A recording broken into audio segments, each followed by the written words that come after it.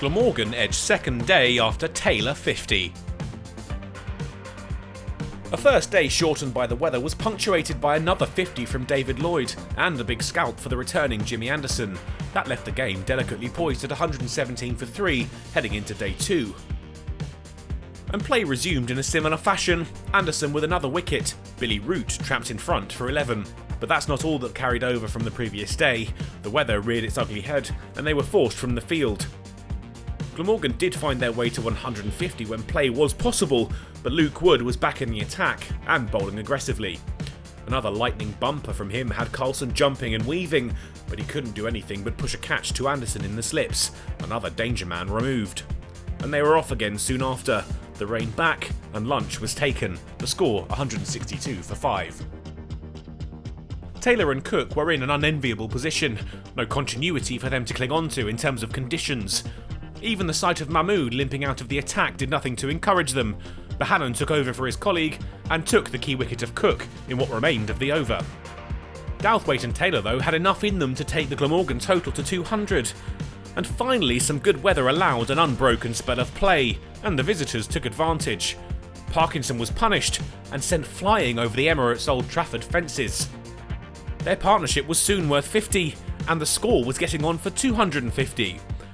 The pair took them past the figure, but there would be more to come. Douthwaite then went to 50 with a push down the ground off Wood. Glamorgan were enjoying their afternoon in the sun. But when they looked to be cruising, Anderson was back and had the important scalp of Douthwaite, his wicket marking the end of the session, and they'd make their way off the field of their own volition. No rain disruptions this time, tea taken with the score 271 for 7. Glamorgan batted their way to 300 at the resumption, on top now that they could find some fluency.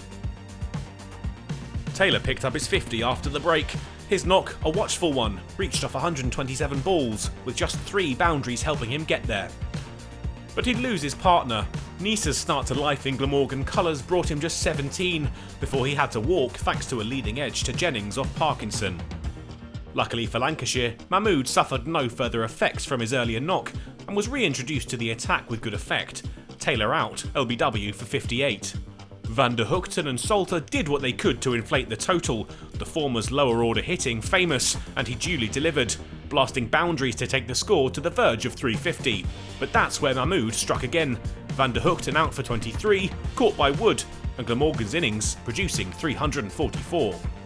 It had been a tough ask for Glamorgan to cope with the on-off nature of the game, but they'd shone when the weather allowed, 3 knocks over 50 helping them to a decent total. Anderson picked up 3 off his 24 overs, 10 of which were maidens. Lancashire had time to get their innings started, and did so with an attritional approach, denying Glamorgan early inroads. Jennings and Davis reached the close of play, unbeaten, with the score 22 for none.